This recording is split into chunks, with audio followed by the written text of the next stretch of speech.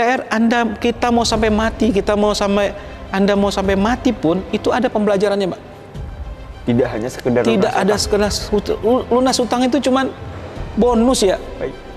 Bukan itu yang dicari di MTR, tapi kenikmatan kita punya Allah yang selama ini kita cuman tahu Allah aja, itu yang lebih besar. Utang Bapak tadi, proses penyelesaian, kita ngobrol tentang bagaimana teknik Bapak penyelesaian, karena kita banyak juga teman-teman yang mungkin mau belajar dari Bapak. Dari 35 kemudian sekarang tinggal 800 juta itu apa yang dilakukan? Kalau yang dari 35 ke 21 pada satu kalau nggak salah ada 4-5 orang tamu yang menyampaikan masalah dan ternyata masalah saya paling kecil. Padahal Bapak di posisi 35 miliar. Ternyata masalah saya paling kecil. Di antara tadi tamu-tamu ada 5 orang, mereka artinya utangnya di atasnya di atas yang paling kecil itu ternyata di atas saya itu 270 pada saat itu. 250 miliar. Yang paling besar waktu itu 1,5 triliun pada saat itu. Jadi saya cuma diam aja. Saya diam terus ditanya kamu sudah punya jawaban terhadap utang kamu? Sudah. Kamu sudah yakin ini bisa selesai? Yakin? Udah. Akhirnya saya nggak nanya apa-apa lagi, diajak sholat, diajak makan, sampai maghrib saya di situ. Udah, saya cuman ketawa-ketawa aja. Apa yang Bapak dapatkan hingga Bapak mendapatkan dalam waktu hanya 1 hari memutuskan, oh ini jawabannya, oh ini adalah solusinya? Iya, karena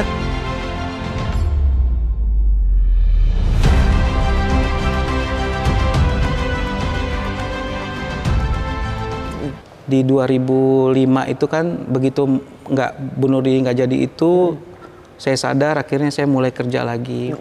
Pertama saya diangkat sama teman tuh jadi manajer di perusahaannya, terus jadi GM, akhirnya saya jadi salah satu pemegang saham di situ. Terus sampai 2013. 2013 karena itu tadi buka perusahaan baru lagi sendiri. Berarti naik lagi nih levelnya, naik dari lagi ketiadaan kemudian mulai baik. Nah, tapi waktu itu masih menggunakan utang dan lain sebagainya. Nah, justru saya nganuin utang itu 2018 itu. Mulainya dari 2018. Iya, sebelumnya enggak. Saya pikir kan waktu itu kita pendapatan juga sudah cukup baik ya, Pak. Enggak perlu lagi. Dan waktu itu kita kebetulan alhamdulillah Allah kasih kita 8 rumah. Saya sudah bisa beli rumah 8 biji itu. Tujuannya waktu itu pinginnya nanti begitu kita tua, targetnya 12 tuh. Jadi setiap bulan kita ngambil dari rumah itu, maksudnya seperti itu. Baik. Memang dari awal di usia 50 saya mau berdakwah, saya bilang istri saya. Tapi Allah berkata lain kan. Begitu saya pakai dana bank itu, riba itu di 2018, 8 rumah ini hilang, Pak. Untuk nutupin angsuran. Baik. Dijual atau kena lelang atau bagaimana? Dijual. Jadi semua rumah. Saya punya kredit tuh kalau 178 unit tuh kan kreditnya tuh sekitar 800 juta per bulan. Kreditnya itu yang harus dibayar. Baik. Nah, waktu 2019 November itu mulai turun tuh. Pendapatan sudah mulai di angka 60%. Nah, begitu pandemi itu kan bulan Maret 2020 itu pendapatan nggak sampai 10%, Pak, pada saat itu. Nah, waktu itu kita cuman bisa karena dari pemerintah kita konfirmasi sama teman-teman di DPR segala macam, ini akan paling lama berjalan 6 bulan. Akhirnya kita siapkanlah dana 6 bulan untuk mengcover itu. Kenyataannya dari pinjam segala macam. Kenyataannya ya sampai hari ini pun belum selesai. Nggak bisa beres. Akhirnya kita jadi punya hutang. Seperti itu, Pak. Baik. Total semua utang Bapak tadi, proses penyelesaian, kita ngobrol tentang bagaimana teknik Bapak penyelesaian, karena kita banyak juga teman-teman yang mungkin mau belajar dari Bapak. Dari 35 kemudian sekarang tinggal 800 juta itu apa yang dilakukan? Kalau yang dari 35 ke 21 itu jual aset kita. Memang ada proses. Ada jual aset. Karena kita kan dari 21 ke sampai 2,5 miliar itu kita juga jual aset.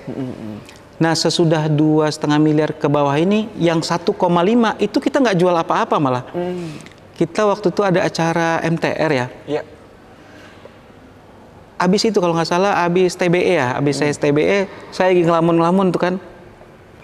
Ngelamun terus dihubungin sama beberapa rekan-rekan. Hen, lu kesini, kita beresin utang-utang ini, bilang gitu kan. Saya ke sana, saya udah nothing tulus lah, hadapin aja, bilang gitu. Terakhir tuh ada 7 teman, akhirnya kita ngobrolin masalah utang saya, jadi bertukarlah aset di situ, blok. Akhirnya klop. 700 itu saya nggak sama sekali nggak bayar 1 rupiah pun, plus 1 miliar itu. Tapi semua utang itu 1,7 itu selesai. Jadi saya nggak bayar apa-apa. Jadi mereka aja saling, aset saya memang diputar kiri kanan sama mereka. Yang dari A kasih ke B, B tukar ke C tukar ke D gitu. Seperti itu aja. Akhirnya selesai itu, Pak. Oke.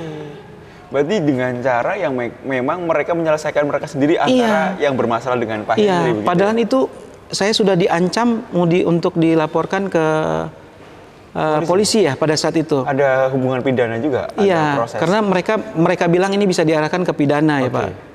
Tapi saya bilang saya nggak pernah lakukan itu, dan nggak pernah bohongin. Dan di antara mereka ini sebenarnya nggak kenal awalnya Pak. Saya juga nggak ngerti kenapa ini jadi bisa saling berhubungan semua ini. 7 orang ini. Itu Allah yang saya nggak ngerti gimana cara Allah menghubungkan mereka. Jadi mereka bisa bertautan satu sama lain. Akhirnya selesai itu. Nah sekarang ini yang tinggal 800. 800 ini insya Allah sih kita berharap tahun ini semua bisa selesai. Amin. Seperti itu. Masya Allah, semoga dengan adanya tayangan ini kita berdoa bareng-bareng, semoga Pak Henry juga kita doakan sisa 800 bisa segera selesai ya Pak ya. Iya, insya Allah pasti Pak. Namanya punya aset gitu ya. Aset itu kan suatu hal yang pastinya dibanggakan oleh keluarga. Tadi Bapak kan cerita, oh saya jual aset untuk melunasi tadi. Betul, banyak orang yang mereka merasa punya aset, tapi namanya sekarang ya Pak ya, jual aset kan nggak mudah. Nggak gampang. Satu, nggak gampang. Kemudian bagaimana keluarga nerima, ikhlas, itu kan sulit Pak. Betul. Bagaimana Bapak berarti unit semuanya dijual, 178 mobil dikembalikan. Karena pada saat pandemi kan harga mobil tuh turun 30% ya Pak. Seharusnya di atas kertas kita masih ada sekitar dana 8 sampai 9 miliar. Kalau itu dilepas secara resmi kan. Cuman karena pada saat pandemi harga turun 30%, itu kita nggak bisa dapat. Dan nggak ada pembelinya juga dengan sebanyak itu gitu. Itu masalahnya waktu itu. Akhirnya saya ngomong sama istri, siap nggak kita untuk benar-benar melepas semuanya termasuk mobil pribadi semua. Jadi istri pun yang biasa pakai kendaraan pribadi, anak-anak pakai supir juga, harus dilepas semua pada saat itu.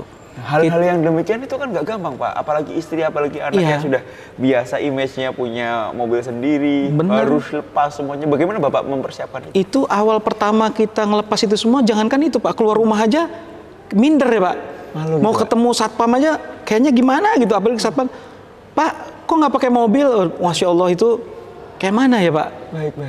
Benar-benar kita down, tapi ya kita kan nggak punya jalan lain ya, udah memang berkonsekuensi untuk seperti itu, akhirnya kita terima aja. Nah itu pas 6 bulan sesudah itu baru kita punya mental yang benar-benar kuat, termasuk anak sama istri. Kalau nerima ya nggak bisa, bahkan kita sempat untuk makan aja nggak bisa, untuk makan nasi pun kita nggak bisa pada saat itu. Karena benar-benar terpuruk. Iya benar-benar. Dan orang juga kan nggak nyangka kita nggak ada uang ya Pak, karena rumah kan masih seperti itu ya, masih cukup baik lah ya. Jadi orang nggak bilang kita tuh nggak akan mungkin seperti itu. Padahal saat itu kita pernah 1 minggu itu nggak makan, jadi cuma makan makaroni, sisa dulu 2 tahun yang lalu istri saya beli segala macam itu, waktu dia ada, itu yang kita makan. Serius itu. Benar. Itu 5 hari kita makan seperti itu. Seorang miliarder yang katanya pengusaha 178 dalam kondisi, mohon maaf saya nyebutnya, yang memang Allah takdirkan demikian. Ini kudaruh, tapi ada hikmah ya Pak ya? Iya benar. Anak-anak bagaimana Pak menerimanya? Makan makaroni. Nah itu anak-anak waktu itu sama istri juga bilang kita cuma ada ini, ya udah dimakan. Allah. Kita nggak ada yang lain bang gitu. Akhirnya anak-anak mau makan itu. Ya makaroni kan nggak ada rasanya ya Pak. Direbus itu. Itu selama 5 hari kita ngalamin seperti itu. Bagaimana Bapak begitu kuatnya? Ya sebenarnya kita juga nggak kuat. Waktu itu sempat sama istri saya kan dapat tawaran kerjaan juga itu. Untuk pegang salah satu perusahaan investasi. Bunda, ayah nggak kuat ngelihat anak-anak seperti itu. Boleh nggak ayah kerja? Kan memang bidang saya di investasi ya Pak, di bidang saham. istri saya sempat goyah juga, bilang, kalau memang nggak bisa lagi gimana ya? Dibilang begitu. Kalau ayah bertahan bisa nggak? Bunda mau nggak nerima? Akhirnya istri saya mau terima. Ya sudah, coba kita tahan. Akhirnya ya sudah. Kadang-kadang kita cuma makan nasi itu cuma buat cabai, itu pernah kita alamin, Pak. Dan bukan sehari 2 hari, berhari-hari. Karena memegang kekuatan. Iya, karena waktu itu cuman ada pekerjaan seperti itu yang bisa kita dapat. Dan Bapak nggak ambil? Kita nggak ambil. Padahal waktu itu saya ditawarin cukup besar ya gajinya, 3.500 US dollar pada saat itu. Nah, kondisi pada saat itu sebenarnya kita memang kalau diambil pun pada saat itu sudah bisa mengatasi masalah kita. Cuman waktu itu kita mikir kalau kita kembali lagi seperti itu, mungkin kita nggak akan selamat lagi ke depannya. Kenapa? Dulu kita pernah juga kan Pak, lupa lagi. Takutnya sesudah kita sadar, kita sudah insaf, kita dengan cobaan begini, waktu itu istri saya bilang cuman yang namanya orang hijrah, kalau dia nggak diuji nggak mungkin katanya. Dan kebetulan waktu itu juga kita cuma bisa ngelihat Ustadz ngobrol, Ustadz berdakwah, dia bilang kalau kalian itu ngomong hijrah itu omong kosong kalau kalian nggak diuji. Nah itu yang buat kita tahan Pak sampai hari ini. Dan menurut saya itu ujian yang itu ujian. Bapak luar biasa. Cuma waktu itu memang kalau melihat anak kita nggak sanggup waktu itu. Tapi ya udah seperti itu. Semoga Allah meridhoi apa yang Bapak lakukan. Iya. Kemudian Allah juga memberikan keberkahan kepada keluarga Bapak. Amin. Ya, Masya Allah, itu hal-hal yang patutnya memang bagi seorang muslim, ujian itu memang sangat-sangat berat ya Pak ya. Iya benar. Tapi alhamdulillah Pak melewati hal itu. Iya. Kuncinya apa Pak ketika Bapak bisa berhasil? Itu kita benar-benar mau jalanin atas perintah Allah. Semua yang kita lakukan itu karena Allah. Udah itu aja. Nggak ada yang lebih. Pada saat kita sandarkan semua pada Allah, pada saat kita niatkan semua pada Allah, insya Allah ada jalan. Saya memang nggak bisa 100% ngikutin Pak, melaksanakan. Ya. Tapi paling tidak saya istiqomah dengan terus, kalau grafik kan memang dia turun naik, tapi arahnya ke atas. Masya Allah. Bukan grafik yang turun naik dia ke bawah, atau dia flat. Enggak, grafik memangnya, tapi turun naiknya ke atas. Nah, sebagai muslim kan kita harus seperti itu. Baik. Kita namanya manusia, ya tempatnya salah dan dosa. Betul. Tapi jangan di grafik yang turun naiknya flat atau turun naiknya malah ke bawah, di bawah yang kemarin gitu. Itu menjadi prinsip Bapak juga ya? Itu. Oh, baik. Pak, boleh berbagi kepada teman-teman sekalian juga. Bahwasanya kan banyak orang yang tidak percaya dengan MTR. Namun Bapak begitu kuat kan karena juga strategi ilmu yang memang Bapak ajarkan di MTR kan gitu. Apa sih Pak menurut Bapak MTR hingga Bapak akhirnya benar-benar tadi sampai di kondisi seorang yang tadinya hebat, berkuasa, punya banyak mobil, punya banyak karyawan, hingga akhirnya sampai makan nggak bisa gitu ya Pak ya? Apa Pak? MTR itu dia memberikan pondasi yang kuat terhadap keimanan kita. Komunitas lain mungkin ada, komunitas lain mungkin banyak, tapi di MTR saya temuin itu yang ngasih pondasi dasar saya berpijak, dasar saya melaksanakan semua ini apa gitu. Itu yang lebihnya MTR dari awal. Baik. Terus selama di MTR saya nggak pernah punya teman-teman seperti saya di MTR. Kalau di MTR tuh bahkan sama saudara sendiri, saya kadang-kadang sama teman-teman MTR itu kangennya lebih besar daripada saudara-saudara sendiri ya. Pak, sekarang begini Pak. Before dan afternya ketika sudah bergabung dengan masyarakat tanpa riba, hal-hal positif apa yang membuat Bapak merasa perlu bangkit lagi, perlu berkembang lagi?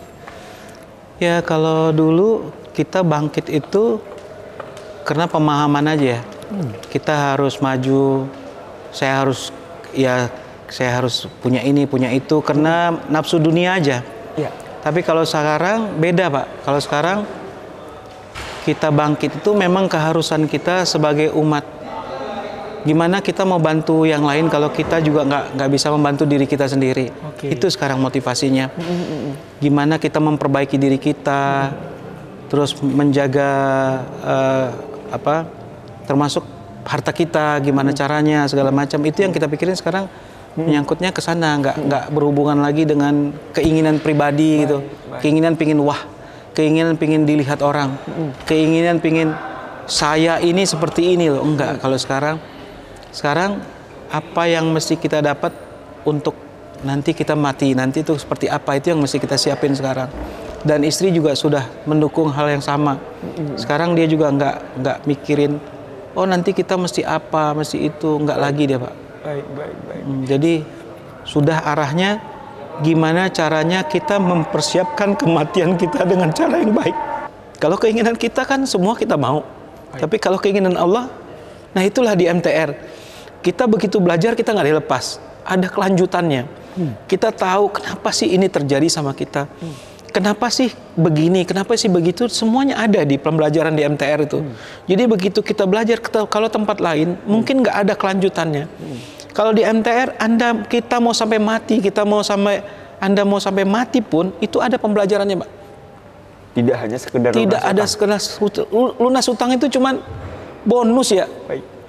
Bukan itu yang dicari di MTR, tapi kenikmatan kita punya Allah yang selama ini kita cuman tahu Allah aja, itu yang lebih besar.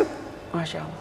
Itu yang paling penting. Kita tahu bahwa Allah ini pencipta kita, itu yang kita penting. Kalau selama ini kan kita sholat, kita tahu Allah, ya seperti biasa, seperti orang umumnya aja. Tapi di MTR itu kita tahu bahwa itu tujuan kita sebenarnya. Bukan hal yang sampingan. Kalau dulu kan sampingan Pak. Artinya berarti untuk Allah itu nanti. Iya, kalau dulu kan bahkan kalau kita mau bayar zakat aja mikir-mikir kan. Oh ini segini aja, oh gini. Enggak, kalau di MTR itu kita juga jelaskan apa sih yang harus kita lakukan. Baik. Ternyata kan semua itu ada caranya. Nggak perlu, kalaupun nggak ada duit pun bisa dengan cara lain gitu loh. Kalau dulu kan kita cuma mikirnya uang ya, semua uang. Ternyata enggak. Pada saat kita jatuh pun ada yang lebih berharga dari uang. Artinya juga di dalam proses penyelunasan utang tidak selalu uang. Iya, solusinya. Nggak selalu uang. Baik. Nggak ada cerita uang itu. Kalaupun, ya contoh saya ada aset itu Pak. Tadinya 2,5 miliar itu saya mau bayar dengan jual rumah. Baik. Kan saya pikir itu waktu itu laku 3,2. Saya masukin ke bank tuh. Rupanya Allah kan nggak ridho. Baik. Tapi walaupun rumah itu nggak laku, Allah selesai juga 1,7 kok. Selesai gitu. Iya. Tanpa ada apa-apa gitu, tanpa bayar, tanpa rumah laku, nggak laku tuh rumah. Sampai hari ini juga nggak laku, tapi selesai juga 1,7. Seperti itu. Utang cara Allah. Iya, biar Allah yang ngatur. Intinya gini kan, kalau Allah sudah ridho, apapun pasti terjadi. Nggak mungkin enggak, apapun masalah kita itu pasti diselesaikan. Yang penting gimana caranya buat Allah ridho ke kita. Jangan sampai Allah punya pikiran lain sama kita gitu. Yang paling penting gimana sih cara Allah ridho ke kita. Udah intinya itu aja. Kalau itu sudah dicapai, nggak ada yang. Dulu kan kita mikirnya kayak saya lah. Ini gimana ya? Mikir pusing. Kalau sekarang enggak Pak. Waktunya tidur, saya tidur. Nggak ada saya mikir-mikir. Waktunya pergi ya pergi aja. Walaupun besok ditagih, itu nggak urusan saya. Urusan saya hari ini. Rezeki saya hari ini. Kalau besok itu Allah yang ngatur, bukan saya. Itu kalau sekarang Pak. Jadi lebih tenang. Nggak ada, nanti gimana ya? Nggak ada begitu lagi. Seperti itu Pak. Masya Allah, luar biasa nih Pak Hendry, atas bagaimana inspirasi Pak Hendry memberikan banyak motivasi khususnya di dalam proses penyelesaian utang ya Pak ya. Alhamdulillah ini saya sangat bahagia bisa ngobrol-ngobrol sama Pak Hendry. Semoga yang sedikit ini juga bisa memberikan inspirasi kepada banyak orang yang mereka dalam kondisi terpuruk ya Pak ya. Mereka punya utang miliaran dan tidak tahu caranya. Pak, mungkin ada saran-saran Pak bagi mereka yang punya problem yang sama. Karena Bapak kan memang perjalanannya kan naik turun ya, sempat bunuh diri beberapa kali dengan cara yang sangat unik sekali. Tapi Allah masih menyelamatkan Pak Hendry ya. Dan akhirnya memang sebagai manusia kembali lagi kepada Allah adalah yang terbaik. Tafadhal Pak. Ya, intinya rekan-rekan yang masih memiliki masalah, meskipun saya juga masih belum selesai ya. Insya Allah sih dalam tahun ini insya Allah bisa selesai. Yang penting itu keyakinan. pada saat kita yakin bahwa Allah lah satu-satu tempat kita bermohon, tempat kita semuanya itu digantungkan pada Allah, nggak ada masalah apapun yang nggak akan selesai, pasti selesai. Nah, untuk menyelesaikan masalah ini itu perlu cara. Betul. Nah, cara itulah yang kita mesti aktif di kegiatan-kegiatan MTR, di seminar-seminar MTR. Bukan masalah uangnya, tapi semua itu perlu ilmu. Ilmu itu yang mesti kita cari. Gimana sih semua itu bisa kita capai? Baik. Itu Pak. Baik, minimal bisa berkontribusi. Iya. Kontribusi untuk dirinya sendiri. Iya, betul. Bergerak dan bergerak. Iya. Untuk menyelamatkan orang lain, kita butuh menyelamatkan diri kita dulu, baru bisa bermanfaat untuk orang lain. Kalau kita nggak bisa menyelamatkan diri kita sendiri, nggak akan pernah kita bisa menyelamatkan orang lain. Betul. Jadi dengan menyelamatkan diri kita, berarti kita berpeluang untuk menyelamatkan orang lain. Masya Allah, luar biasa. Saya mendapatkan banyak insight, mendapatkan banyak ilmu nih dari Pak Hendry. Semoga lagi-lagi banyak orang yang terinspirasi dari perjalanannya Pak Hendry. Banyak orang juga yang hijrah. Dan kami sangat terbuka kepada Bapak dan Ibu sekalian yang ingin bergabung dengan masyarakat tanpa riba Miliarder Club. Silahkan, banyak orang yang sudah terbukti lunas dan proven utang berapapun bisa selesai. Silahkan Bapak Ibu sekalian bisa bergabung dengan pegiat-pegiat masyarakat tanpa riba di daerah Bapak Ibu sekalian dan bisa ikuti kegiatan-kegiatan kami. Pak Hendry, terima kasih. Semoga keluarga sehat selalu, Bapak istiqomah, kemudian usaha mulai bisa bangkit lagi dan menjadi miliarder sejati lagi dalam proses menyelesaikan kehidupan Bapak dan dalam proses perjuangan menegakkan Islam. Amin. Pak, kita baca istighfar 3 kali. Astagfirullahaladzim, astagfirullahaladzim, astagfirullahaladzim. Baca hamdalah 3 kali. Alhamdulillahirobbilalamin, alhamdulillahirobbilalamin, alhamdulillahirobbilalamin. Baca doa kafaratul majelis, Pak. Subhanakallahumma hamdika asyhadu alla ilaha illa anta astaghfiruka wa atubu ilaik. Wallahul muwaffiq ila qaumit thoriq. Wassalamualaikum warahmatullahi wabarakatuh.